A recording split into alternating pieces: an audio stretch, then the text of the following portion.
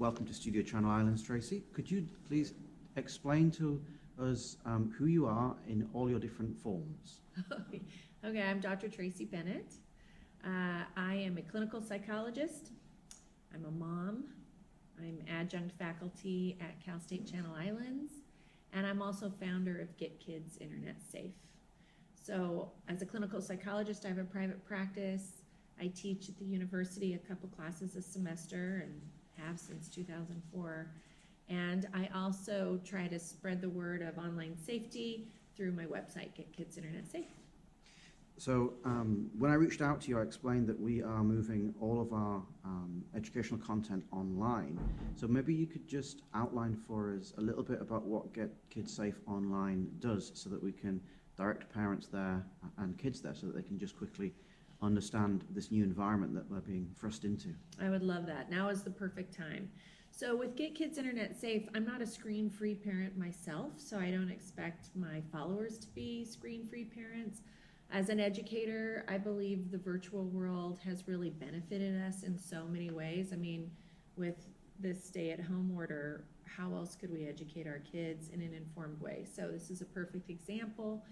But as kids are online and in unknown virtual neighborhoods every day, all the time, a lot of parents aren't aware of what their kids are coming across. So Get Kids Internet Safe is designed to empower parents to have a good, positive, cooperative dialogue with their kids, to negotiate reasonable rules and parameters, and to use tech tools to keep them from the more harmful of the digital neighborhoods.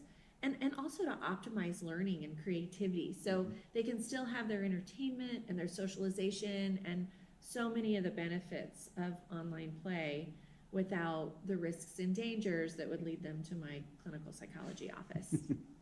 So right now we have a situation, as you've outlined, where kids are at home a lot of the time.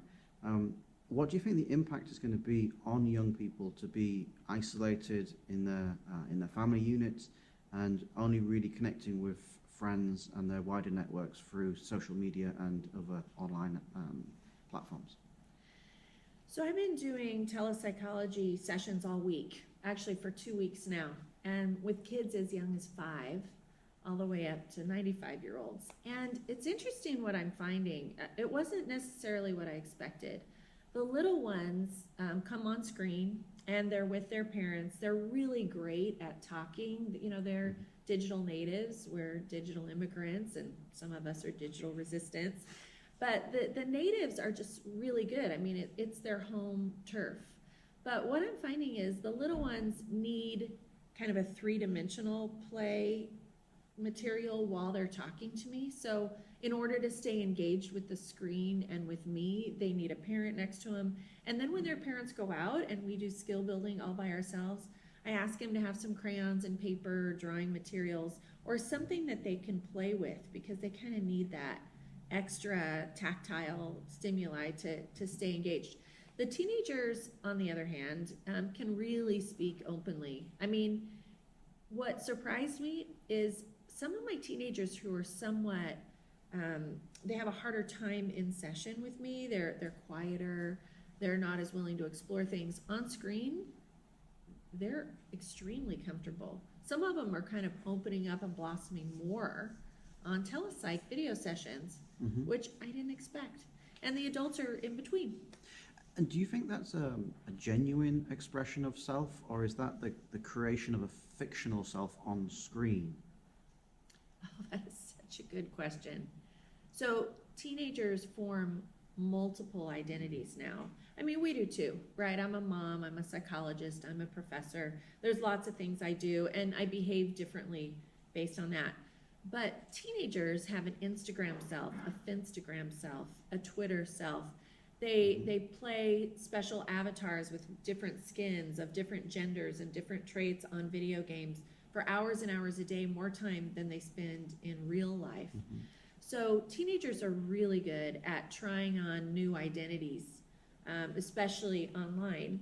And, you know, there's been some controversy about that. Does that mean that they have more choices and decisions to make? Is that more difficult for them?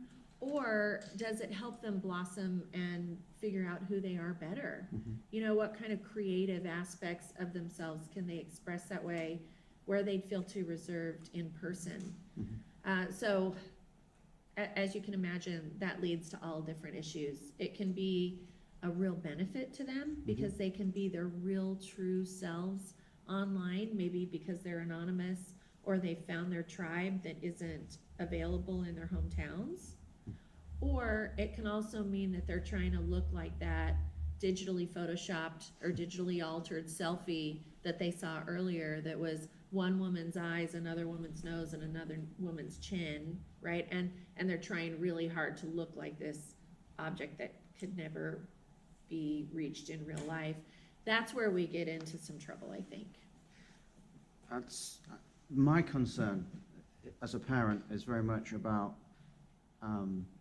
when people take on a role, having to then maintain that role for other people, because you're in a relationship with other people who expect you to be that role. And if you're just trying it on, if you're just pretending to be that person, how much does that then become a drain upon your sort of at-rest self, which is the self that I like to think that my kids are at home.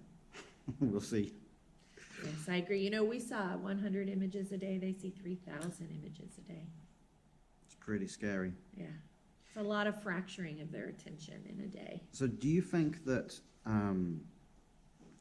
online learning, and I'm thinking here about all different types of subjects, will be detrimentally impacted by being online versus in classroom, where kids are working independently rather than working in a group setting? I think it's going to be a mixed bag.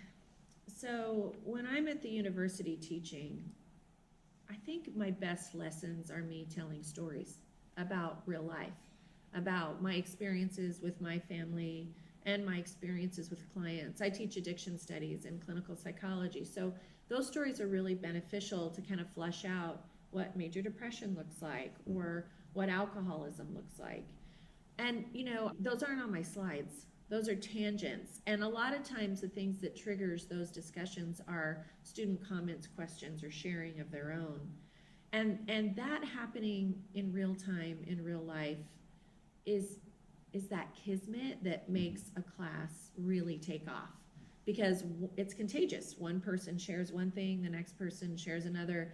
And before we know it, we're in kind of a deep learning space that wouldn't have happened otherwise. So I am worried about missing out on that, especially since my students, you know, my classes are 9 to 12. Some of them are going to be sleeping till 12, so they're going to be watching the recorded version, which means I'll only have likely a small group of chatters that are asking questions on the side of my Zoom presentation. That worries me a little bit. Am I going to get to that delicious content if I don't have people asking questions? There is another side to that, though. Just like my teenagers in clinical practice are more open on virtual screens, so my students might be too. It's possible that they share or ask questions more honestly when they're not afraid of being judged by the person sitting next to them. So perhaps we'll still go into those places and, you know, and learn some things we didn't expect. I think we have no choice but to have an open mind and really encourage them to be on screen real time so that they can bounce off that information rather than just jetting through the recorded content, quickly taking their quiz and going back to streaming Netflix. One of the things that I think is incredibly important about learning is to have your ideas challenged by other people, and having to defend your ideas or having to watch somebody else consider what they held to be an immutable truth, and see them having to kind of question that and decide whether or not that thing is something which you can build other ideas on, or if it's just a prejudice or a second-hand belief. Is that going to occur when people are learning in isolation? They're learning in silos. Are they going to be able to step outside of their own biases and understand somebody else's viewpoint? Will they grow in that way? I love the depth at which you've thought of these issues, because I agree with you. I'm somebody who calls out unkind behavior online. sometimes, sometimes it's good and sometimes it's not. But just like in real life, I can't tolerate unkind behavior. And as an educator, fake news and sensational headlines are my pet peeve, of course. And yeah, so many people comment just on reading the headline. They don't even read the article. And headlines are often designed to get your attention and have nothing to do with what the article says, even from reputable sources. Mm-hmm. So I 100% agree with you. I think our brains are designed to kind of sample things very quickly and categorize very quickly, because it's more comfortable to have a black and white opinion about something. Nuance is very uncomfortable. But that's what I tell my university students. University life, university learning is teaching you to be comfortable with nuance. Mm-hmm. It's teaching you to recognize that a lot of questions don't have an answer. And we'll see how I do. Next week's my first time teaching from Cal State Channel Islands on screen. And I very often introduce topics with how many of you think this and how many of you think this. And there actually is no answer to it, but I force them to take a position because they'll be too timid to really weigh in. And I'm like, no, you have to take a side. Even if there's nuance, I want you to commit, so that we can have that kind of engaged dialogue. And if they're just sampling little bits of the information, that depth is going to go missing. And that kind of brings us to this room.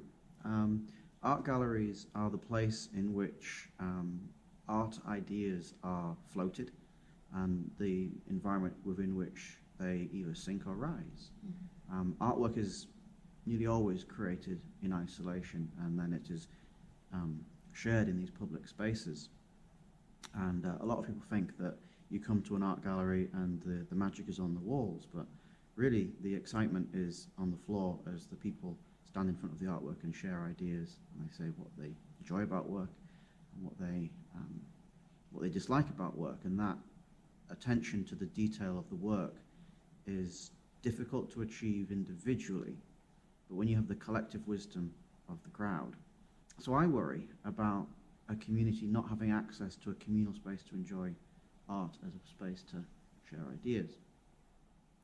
So we are moving a lot of this content online and trying to encourage people to share. I knew we'd be talking and answering these questions, but I hadn't formed in my mind's eye that I was going to walk into this beautiful gallery with these beautiful pieces that resonate with your heart and your memories and your visions and your dreams, right? I mean, it does so much to the human psyche and the human brain. Mm-hmm. And you're right that we are born to connect.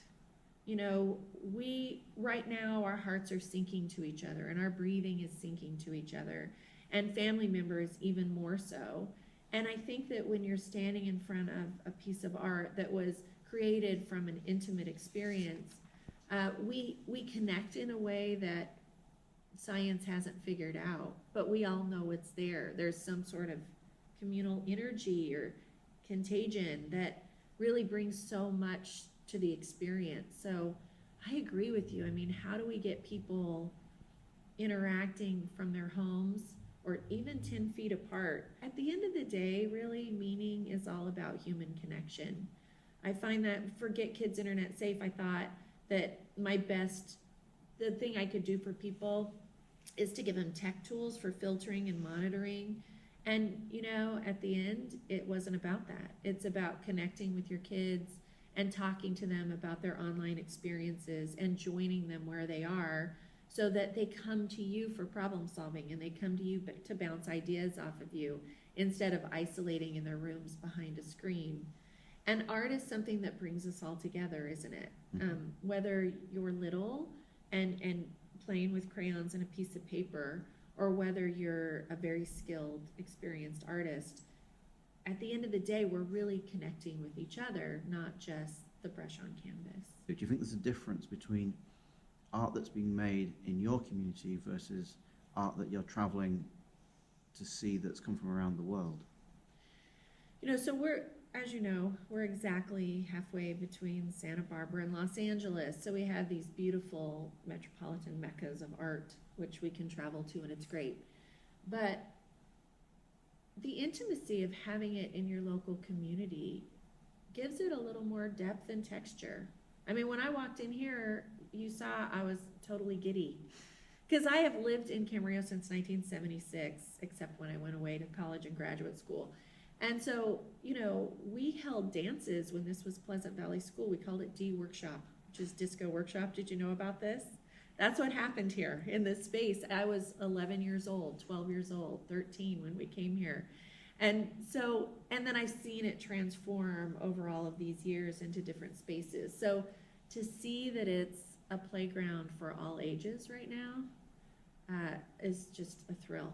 Thank you for coming in today and for talking with us about your work and about what we can all do to stay safe online, and also how we can get the best or the most out of this unusual experience that we're all sharing together. I'm looking forward to the artwork that's going to be shared when we come out of quarantine and we see what all these artists have been up to with all this extra time on their hands, but also to see how audiences respond, because they'll have gone through a whole new set of experiences that will chime with the artwork that's created. So it's going to be a fascinating year after this peculiar period is over.